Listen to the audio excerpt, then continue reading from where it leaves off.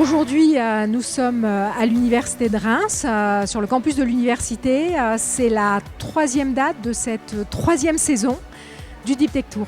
Pour un entrepreneur Deep Tech, il y a à la fois des sujets technologiques et des sujets scientifiques très pointus qui se posent, et aussi des sujets d'accès au marché, puisque finalement, ce qu'il propose n'existe pas, il va inventer son marché. Et donc, ce sont beaucoup de défis qu'il a à relever. Et dans ce cadre, c'est très très important qu'on puisse mobiliser autour de lui un ensemble de ressources, mais pas que financières, des ressources d'accompagnement. Et donc tous ces acteurs-là, aux côtés de BPI-France, aident l'entrepreneur à suivre son rêve.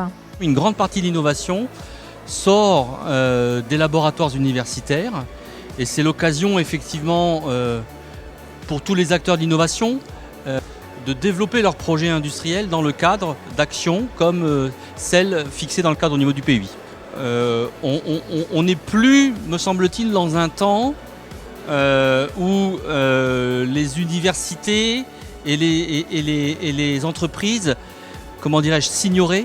Aujourd'hui, les entreprises et les universités, les laboratoires collaborent ensemble pour faire émerger de belles startups sur des projets innovants. Alors pour nous, la Deep Tech, c'est avant tout des innovations de rupture. Notre sentiment, c'est que c'est vraiment les technologies de demain, c'est ce qui va faire notre futur.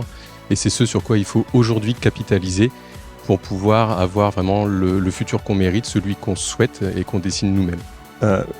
On trouve cette idée du Deep Tech Tour particulièrement intéressante, et notamment ces étapes au niveau des campus universitaires qui sont les endroits mêmes où va se développer la recherche de demain, et surtout par les étudiants qui seront des futurs entrepreneurs. Donc c'est important de leur montrer aussi cet écosystème et tous les outils d'accompagnement dans leurs futurs projets.